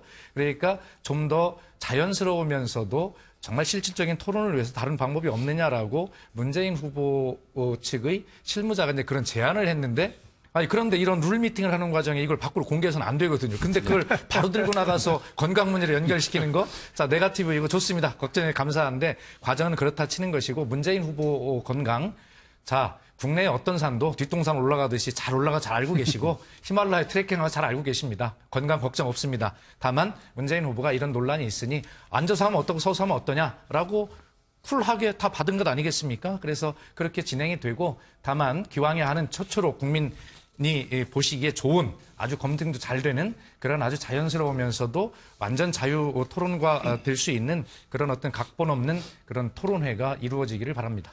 자, 백 변호사님 뭐 덧붙일 말씀 있으실까요? 아니 저는 그러니까 지금 토론의 방식 뭐 이런 부분 다 떠나서 그러니까 국민들이 궁금한 건 제가 아까 말씀드렸던 것처럼 후보들이 어떤 생각을 가지고 있는지 그리고 정말 보고 읽는 거 말고 정말 후보가 가지고 있는 경제관, 안보관, 뭐 그다음에 이 세계관에 관련된 것을 그냥 진솔하게 듣고 싶은 것뿐이에요. 유권자들은. 그러니까 좀 형식에 얽매이지 마시고 여기서 서로 그거 가지고 기싸움하고 힘 빼지 마시고 무슨 말을 하실지를 더 고민하시는 게 좋지 않을까 생각합니다. 자, 후보들이 아무리 싸우고 논란을 벌여도 TV 토론은 진행됩니다. 자, 그것만 명심했으면 좋겠고요. 자, 다음 주로 넘어가 보겠습니다. 이 대선 경쟁이 워낙 치열하게 진행이 되다 보니까 후보들의 가족 문제까지 거론되는 상황이 지금 계속 이어지고 있는데 일각에서는 이거는 헐뜯기를 하는 네거티브일 뿐이다라고 일축을 하는가 하면 또 다른 쪽에서는 당연한 검증을 갖고 왜 문제를 삼느냐 이런 주장까지 나오고 있습니다. 물론 이 거론되는 문제들의 당사자인 대선 후보들은 뭐가 문제냐 일단 그렇게 부인을 하고 있는 상황인데 이 문제 하나하나 짚어보겠습니다. 자, 우선 첫 번째로 워낙 많이 다루긴 했지만 이거 안 다룰 수가 없습니다. 문재인 후보의 아들 취업 문제 끊임없이 얘기가 나오고 있는데 오늘 나오신 여기 네 분께 제가 질문을 드릴게요. 이 문제가 자꾸 거론되고 보도가 되는 게 과연 네거티브입니까? 아니면 당연한 검증입니까? 자, 이종훈 평론가부터 말씀해 주시죠. 그러니까 이 가족 문제는 이제 이런 거죠. 그러니까 만약에 그 사실은 가족도 다 이 성인이면 이 다 개별적인 선택에 따라서 살아가는 거 아니겠어요? 그래서 이 후보 본인 문제하고 너무 직결시키는 것이 맞지 않다. 다만 가족의 문제인데 후보가 관계한 더군다나 비리인데 그 후보가 관여한 흔적이 있다라고 할 경우에는 그건 검증을 해야 되는 거죠. 그래서 이 부분을 좀 따로 봐야 된다라고 저는 생각을 하고요. 아마 유권자들도 그 부분을 이제 앞으로 좀 구별을 좀 지을 거라고 저는 생각을 해요. 그리고 이 캠프 쪽에서도요, 이거 좀 잘못 생각하고 있는 부분이 뭐냐면 지금 보면 아주 무차별적으로 지금 다 약간 논란이 될 만한 것들은 다 지금 끄집어내서 공개를 하고 공격을 하고 이런 식인데 그러니까 조금 전에 말씀드렸듯이 후보 본인하고 직결된 부분이 아니면 가능하면 이건 가족은 그냥 놔둬라. 그게 오히려 더 보탬이 된다라고 저는 생각해요. 그런 문제까지 괜히 끌고 들어오면 오히려 역풍 맞을 가능성이 굉장히 높습니다. 그러니까 현명하게 생각해서 후보 본인이 관련돼 있는 그 부분에 대해서는 그러니까 논란을 벌이는 것이 이제 맞기 때문에 그렇게 한정시키자. 예를 들어서 문재인 후보의 그 아들 특혜 비리 문제는 그러니까 문재인 후보가 어느 정도 관여했다라고 지금 보는 분들이 많기 때문에 그 부분은 해명하는 게 맞아요. 그리고 안철수 후보 경우에도 그러니까 지금 뭐 여러 가지 최근에 이제 논란이 많이 불거졌지만 부인, 아내가 그 보좌진들의 뭐 일을 시키고 이런 부분이 있잖아요. 그건 본인이 관계된 부분이에요. 그래서 그 부분은 해명도 하고 그건 검증하는 것이 맞다라는 거죠. 그래서 이 부분을 좀 분리했으면 좋겠고 순수한 그 어떤 그 가족 뭐 자녀라든가 그 부인 또는 배우자와 관련된 그 부분은 그분들이 뭐 독자적으로 어떤 뭔가를 이렇게 한 그런 부분 관련해서는 그러니까 내일 이제 본선 들어가잖아요. 그러니까 본 게임 들어가는 그때부터 서로 이거는 안 하는 쪽으로 좀 이렇게 좀 무슨 도원결이라도 좀 했으면 좋겠다. 저는 그렇게 생각해요. 네, 알겠습니다. 이 문재인 후보의 아들 채용 의혹과 관련돼서 얘기를 좀 좁혀보겠습니다. 그거를 예, 좁혀서 이렇게 거론되고 자꾸 문제 제기가 되는 게 과연 네거티브입니까? 아니면 검증입니까? 아니죠. 저 초반에 분명히 그 검증이죠. 네. 아들과 관련된 부분. 그러나 지금까지 이어지는 문제, 새로운 문제가 나오는 건 없어요. 이제는 그만둘 때 됐죠. 이거 가지고 계속 가는 건 분명한 네거티브죠. 너무 길게 가는 건 그럼요. 네거티브다. 이미 국민이 다 압니다. 이미 고용정보원장이 문재인 후보가 민정수석실에 있을 때 수석 밑에 있었던 행정관 출신이고, 그리고 절차상에 무슨 문제가 있었고, 거기에 무슨 휴직하는데 무슨 문제가 있었고, 이제는 뭐 알 만큼 다 알아요. 언제까지 이거 잡고 같이 가져가려고요. 아까 얘기했던 유치한 네거티브라는 게 국민의 수준을 아주 우습게 보는 거죠. 다만 이런 부분이 나왔을 때 아까 국민에 대한 서비스 얘기를 해줬어요. 정말 정성스럽게 그건 이런 겁니다라고 얘기해주고 탈탈탈탈 이게 정리를 하고 가는 자세가 필요하지. 이거 질질 끌어가는 것 국민을 우습게 보는 행위죠. 자, 문재인 후보 아들의 채용 문제 관련해 갖고 MBN에서 문재인 후보 쪽 관련자를 인터뷰를 했는데 몇 가지 해명 비슷한 발언이 있습니다. 저희가 영상을 준비했는데 그거부터 보겠습니다. 거기 반지하 옥탑 이런 데서 계속 이사하면서 계속 자취하면서 그렇게 지냈어요. 정무가 이런 따님들하고는 아예 다르고요. 그렇잖아요. 괜히 아버지 옛날에 직업 하다가 잘 안 되셨는지 직업 없으셨는데 해봤자 그러겠지. 걔 생활이 그랬으니까 해서 물어보지도 않았고. 얘가 그 영상 동아리 회장하면서 되게 잘하는 사람 내가 보기에는 세 손가락 안에 들었는데. 자, 이 관련자의 주장 내지는 의견이기 때문에 이제 시청자분들 참고하시면 좋겠고요. 자, 박수현 대변인께서는 이 논란 어떻게 보세요? 우선 기본적으로 이 검증과 네거티브는 동전의 앞뒷면과 같다라는 생각을 후보자는 가져야 된다고 생각합니다. 그래서 합리적인 국민적 의심이 있다면 어떤 것이든지 성실하게 답변하는 것이 맞다 이런 생각을 가지고 있고요. 또 문재인 후보 역시 저런 문제에 대해서 성실하게 답변했다라고 그렇게 지금 입장을 가지고 있거든요. 그 근거는 우선 2007년에 노동부 감사를 3개 받았는데 어쨌든 사전에 이 절차를 어떤 형식을 조작했다는 증거를 발견할 수가 없다. 그러나 투명성의 의심을 받을 수가 있는 관계로 인사규정을 보완해라는 그런 조치를 받은 건 맞습니다. 그렇다고 해서 지금 거기에 인사 개입을 해서 이렇습니다. 증거를 문재인 후보가 낼 수는 없는 것 아니겠습니까?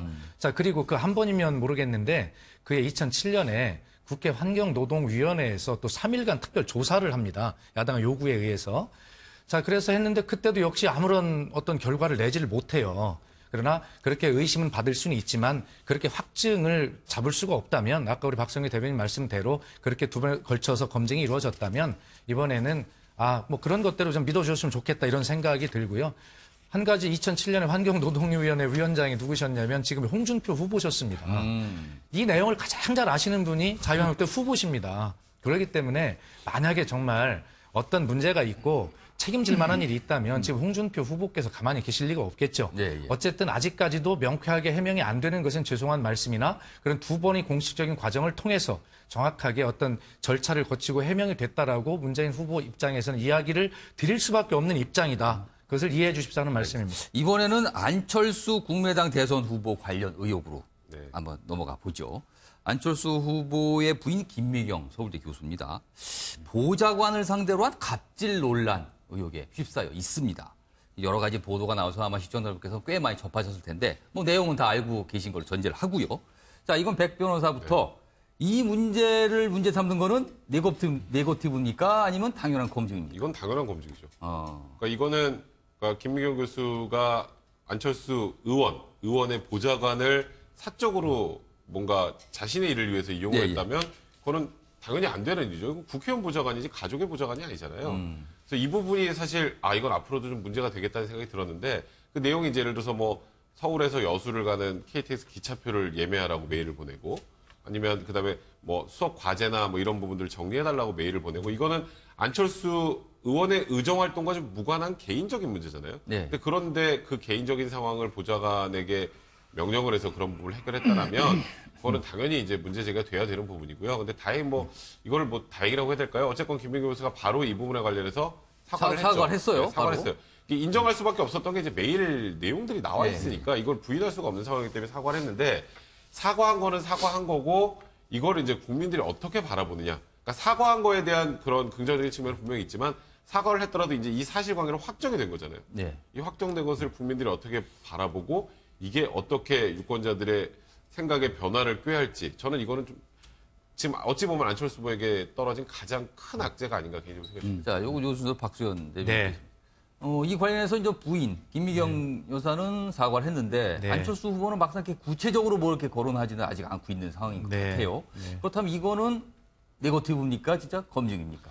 이 문제는 저한테 질문을 안 하시기를 저는 바랬는데 왜냐하면 이렇습니다. 사실은 자 아까 이종훈 평론가께서 후보 본인이 직접 관여한 부분이 있다면 이것은 검증이라고 말씀하신 앞에 말씀이 계셨기 때문에 말씀을 드리면 김미경 교수님은 사과를 했지만 그 뒤에 또 밝혀지는 것은 안철수 후보께서 직접 이 문제를 지시한 또 추가 정황이 또 보도가 되고 있습니다. 표현은 굉장히 공손합니다. 네, 그렇지만 그렇습니다. 알고 보면 네. 내용은 지시거든요. 네.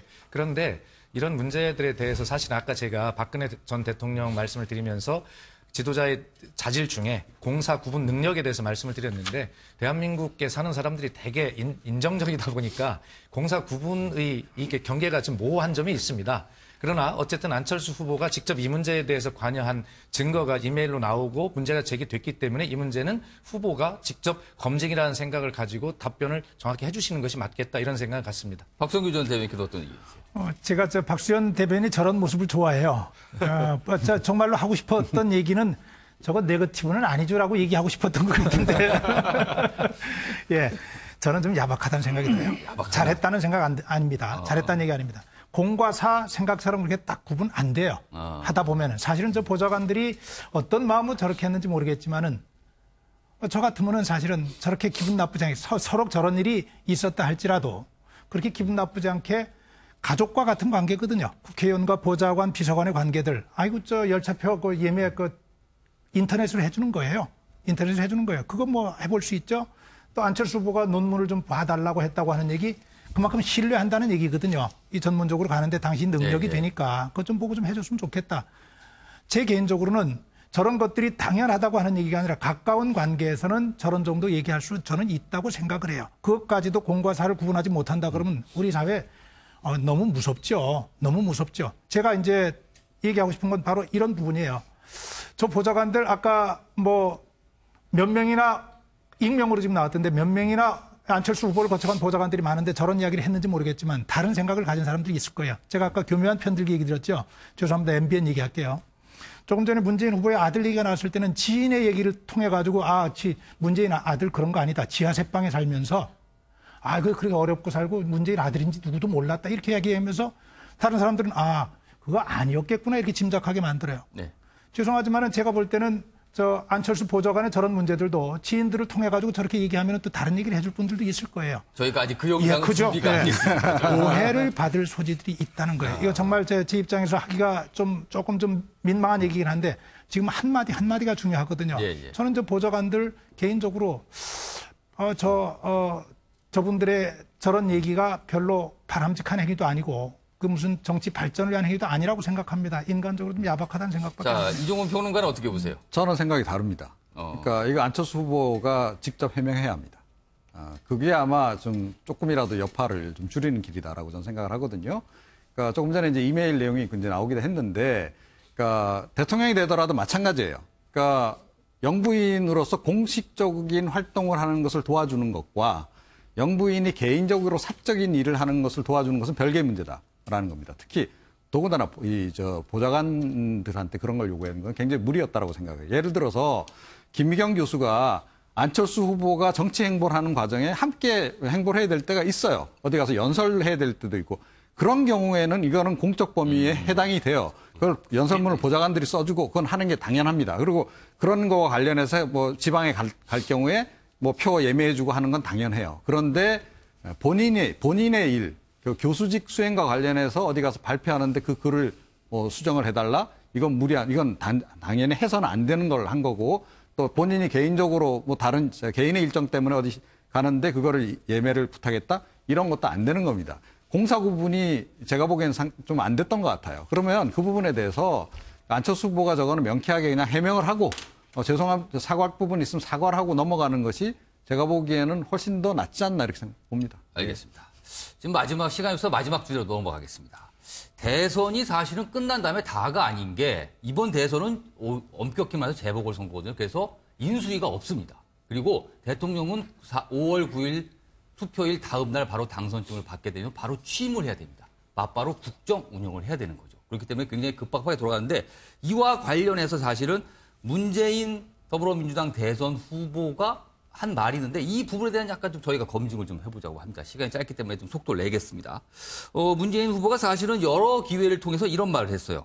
자기가 대통령이 만약에 당선된다면 청와대를 정부 서울종합청사, 광화문에 있습니다. 정부 종합청사로 옮겨서 거기서 진무를 보겠다라고 얘기했습니다. 그런데 그 이후에 여러 가지 사실 논란이 있었어요. 그게 가능한 것인가 만 것인가. 자, 오늘 여기 나오신 4번 패널 분들께 짧게 이게 과연 타당한 건가 아니면 터무니없는 것인가? 이게 어떤 의견인지 한번 의견 좀 나타내 주시죠. 저는 선언적 의미라고 생각을 해요. 그러니까 나는 그 전에 박 전 대통령과 달리 국민과 소통하고 그리고 특권 없는 그런 대통령이 되겠다라는 정도의 선언적 의미인 것 같고 이번에는 사실상 뭐 인수위도 없는 상황에서 취임하고 바로 대통령이 되는 거나 마찬가지 상황이잖아요. 할 거 많습니다. 일단 내각 꾸리는 것부터 시작을 해서 거기다가 뭐 지금 예를 들어서 각 대선 후보들의 공약을 제대로 실현할 수 있을 정도의 그 상황도 되지 않을 가능성이 많거든요.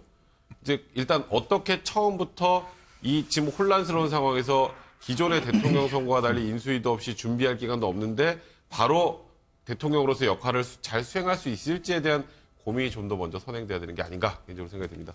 자, 요거는 이종훈 평론가부터 순서를 옮기겠습니다. 실현 불가. 실현 불가. 예, 아니 대통령이 혼자만 일하나요? 비서진이 얼마나 숫자가 많습니까? 지금 청와대 보면 그 비서동이 따로 있잖아요. 자, 그런데 지금 정부종합청사 가보면요. 비좁아요. 지금 그것도 지금 터져나갈 정도란 말이에요. 그런데 지금 거기다 갑자기 공간 다 비우고 그거 만드는 데만 해도 아마 한 달은 걸릴 겁니다. 경호 문제도 있지 않습니까? 경호 문제까지 포함해서요. 그런 거 다 하는데 최소한 한 달은 걸린다. 자, 5월 10일부터 이제 업무에 바로 들어가야 되는데 그럼 한 달을 그런 식으로 시간을 허비할 것이냐. 그리고 비서진들 다 지금 청와대 지금 이제 그 경내로 다 짐 옮겼다가 다시 또 광화문에 또 사무실 꾸며지면 또 이사해야 돼요. 굉장히 비효율적이죠. 자, 박성규 전 청와대 대변인께서는 청와대 근무를 해보셨으니까 이게 어떤 문제점이 있는지 아니면 괜찮은 건지 말씀해 주시죠. 저는 뭐 어느 측면을 보느냐예요. 지금 저 백 변호사 얘기한 대로 선언적 의미 있다고 봅니다. 더 소통하고 더 참모들과 같이 가깝게 머리를 맞대겠다고 하는데 누가 그 문제 반대하겠어요. 의미 있다고 봅니다. 그러나 정말 중요한 얘기예요. 대통령과 참모들의 소통, 대통령과 국민의 소통은 거리의 문제가 아닙니다. 마음의 문제입니다. 바로 옆에 사무실 문 하나 열고 닫는 문제도 문 바로 옆에 놓고도 사실은 들어가지 못하는 경우 있고요. 대통령이 불편하면 못 들어가는 거예요. 그러나 대통령이 정말로 터놓고 얘기하겠다고 하면 거리 아무리 멀어도 그 문제되지 않습니다. 많은 경우에 지금 우리 청와대 대통령 집무실과 비서동이 떨어져 있는 문제를 얘기를 하는데 사실은 대통령이 맘만 먹는다면 그거 아무 문제 아닌 상황으로 다 해결할 수 있습니다. 마음의 문제지만 저는 그런 생각 듭니다. 여러 가지 문제 있지만 문재인 후보 지난번에도 이 공약 내세웠었어요. 대통령이 안 됐었는데 선언적으로 실시해보고 이 부분 관련해가지고 또 국민의 마음도 다시 한번 얻어볼 필요도 있다고 생각합니다. 자, 박수현 대변인께서는 어떻게 보세요? 예, 뭐 저는 특별하게 드릴 말씀은 없고 세 분께서 주신 말씀이 다 저희가 드려야 될 말씀이다. 이런 말씀만 드리겠습니다. 알겠습니다. 한 2분 정도 시간이 남아서 짧게 마지막 질문 한 20초씩만 해주시죠. 지금 아까 좀 취임 이후에 굉장히 급박하다고 그랬었는데 차기에 어떤 사람이 대통령이 되지만 차기 대통령이 취임하자마자 가장 먼저 해야 될 일은 무엇일까요? 그거를 짧게 이종훈 평론가부터 말씀해 주시죠. 일단 NSC 회의부터 열어야죠. 그러니까 정권 교체기니까 안보부터 챙기는 게 가장 우선 아니겠습니까? 그 다음에 경제죠, 뭐. 알겠습니다. 예. NSC라고 하는 작은 문제 당연히 필요하지만 외교 안보 문제 지금 당장 챙겨야 합니다. 당선이 되자마자 지금 뭐 북핵 문제뿐 아니고 미국에서 중국에서 일본에서 완전히 왕따 당하고 있어요. 코리아 패싱이 현실입니다. 우리 같은 처지에서 지금처럼 급변하는 국제정세 속에서 특히 북한의 김정은이라고 하는 예측할 수 없는 지도자 상황에서 중국과는 사드 문제 가지고 이렇게 첨예한 대립이 벌어지고 있는 상황에서 대통령이 이거부터 해결해야죠.